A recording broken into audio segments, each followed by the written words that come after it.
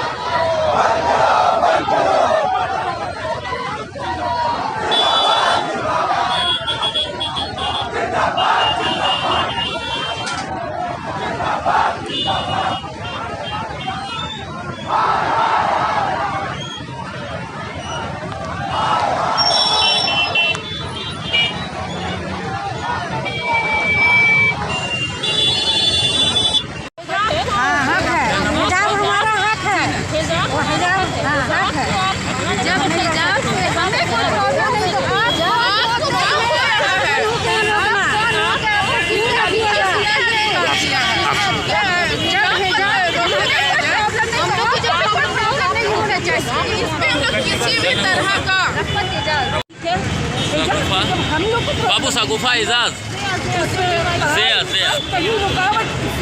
कोई इसको पॉलिटिकल मुद्दा क्यों बनाया जा रहा है? इसको राजनीतिक मुद्दा बिल्कुल नहीं, राजनीतिक मुद्दा ना बनाया जाए। हम लोग इसके खिलाफ नहीं मानेंगे। हम मुस्लिम कौम का शोषण किया जा रहा है। हम लोग को हिजाब का लेकर हिजाब करके सारी मुस्लिम कौम को दबाया जा रहा है। अगर क्या नाम है आपका? अस्सलाम वालेकुम, मेरा नाम ज़ैनब राशिद है और मैं रिसर्च असिस्टेंट हूँ। मैं मिनिस्ट्री ऑफ कल्चर के एक प्रोजेक्ट पे काम करती हूँ और आईआईटी बॉम्बे के साथ एम्प्लॉयड हूँ। और मैं खिदमत ट्रस्ट की खिदमत एक नॉन गवर्नमेंटल ऑर्गेनाइजेशन है, उसकी वाइस प्रेसिडेंट भी हूँ। हिजाब के मुद्दे पर आजकल बड़ी बहस चल रही है, पूरे देश में एक फ्यूरोर सा छाया हुआ है और ये बात समझ लेना बहुत ज़्यादा ज़रूरी है कि हम अक्सर आज तक हिजाब पहनने वाली लड़कियों को बहुत ही ऑप्रेस्ड समझा जाता है और उन्हें रिग्रेसिव समझा जाता है। ऐसा माना जाता है कि वो घर की चार दीवारी में ही बस कन्फाइंड रहती हैं और वो अपने दिमाग का, अपने इंटेलेक्चुअल कैपेबिलिटीज़ का कुछ इस्तेमाल नहीं कर पाती। और मुसलमान औरतें जो हैं अक्सर अपने रिलीजन की वजह से ऑप्रेस्ड हैं। हाउएवर ये बिल्कुल गलत धारणा है, क्योंकि आप देखेंगे कि आजकल बहुत सारी लड़कियां, ज़्यादातर लड़कियां हिजाब के साथ साथ अपना एजुकेशन हासिल कर लिए हैं, टॉप कॉलेजेस में जा चुकी हैं। जैसे मैं ख़ुद अल्हम्दुलिल्लाह अच्छे एजुकेशन हासिल करी है। मैं लेडी श्री राम कॉलेज की पढ़ी हुई हूँ, मैंने दिल्ली यूनिवर्सिटी से मास्टर्स किया है और अब मैं अच्छी जॉब कर रही हूँ। तो ऐसी बहुत सारी लड़कियाँ हैं जो इस एजुकेशन के मामले में हिजाब के साथ आ रही हैं। हिजाब उन्हें रोक नहीं रहा है, बल्कि हिजाब उन्हें आगे बढ़ा रहा है। So hijab is acting as an enabler rather than making themselves regressive, it's making them progressive. मेरा नाम राबिया सरवत है और मैं एक इलेक्ट्रोफिजियोलॉजिस्ट हूँ। ये मेरा फाइनल ईयर चल रहा है और अभी मेरी इंटर्नशिप हॉस्पिटल में चल रही है। एंड आई एम वियरिंग बुरखा एज वेल एज हिजाब। एंड अभी जो सिनेरियो चल रहा है कि हिजाब और बुरखा एजुकेशन में और एजुकेशन में एक बैरियर है, वो मैं इसको बिल्कुल नहीं मानती हूँ। बिकॉज मैं एक इलेक्ट्रोफिजियोलॉजिस्ट हूँ और मुझे यूनिवर्सिटी भी जाना होता है, हॉस्पिटल भी जाना होता है, स्पोर्ट्स भी जाना होता है। सो मैं ऐसा बिल्कुल फील नहीं करती। ये मेरा एक चॉइस है कि मैं हिजाब और बुरखा वेयर करूँ, और इससे मेरी एजुकेशन में कोई भी रुकावट नहीं है। तो this is the best part of it. मेरा नाम शाइमा है। मैं JNU में एक PhD स्कॉलर हूँ लॉ एंड गवर्नेंस के फील्ड में, और साथ साथ में एक मैगज़ीन में भी काम करती हूँ, वुमेंस मैगज़ीन में। जो हिजाब का मसला है वो करंटली एक बहुत फंडामेंटल मसला है, इसलिए भी क्योंकि वो एक कॉन्स्टिट्यूशनल सवाल है। It is a question that it is not just about hijab or a piece of fabric, but it is a question that Muslim women, if you look at the statistics, Muslim women are entering higher education at a massive speed.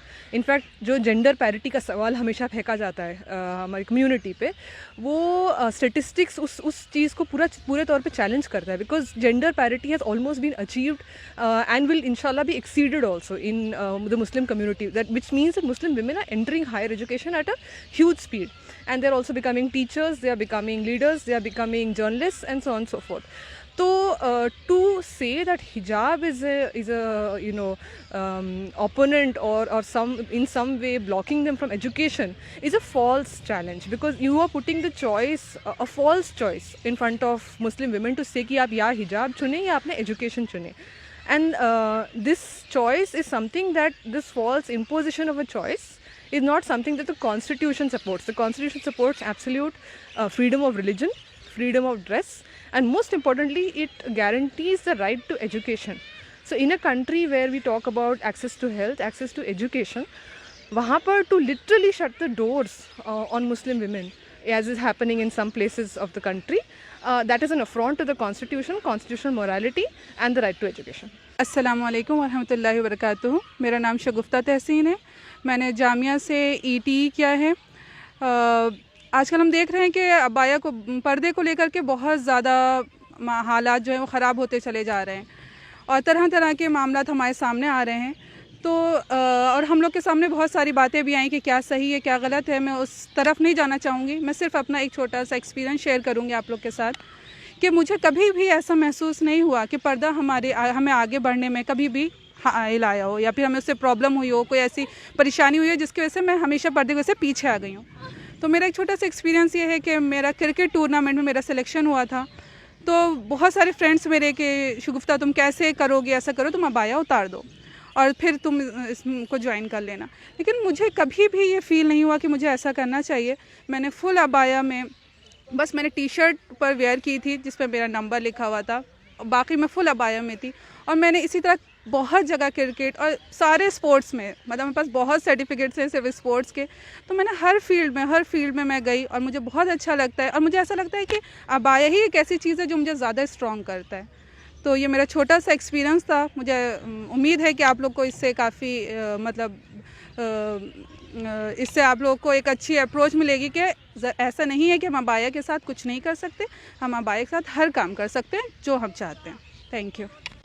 अस्सलाम वालेकुम, मेरा नाम तूबा अनवर है और मैं masters कर रही हूँ इस्लामिक स्टडीज़ में। और मैं ये कहना चाहती हूँ कि आज के लिए बस इतना ही। हम फिर मिलेंगे नई और ताज़ा खबर लेकर। KCN TV चैनल की पूरी टीम को दीजिए इजाजत। नमस्कार।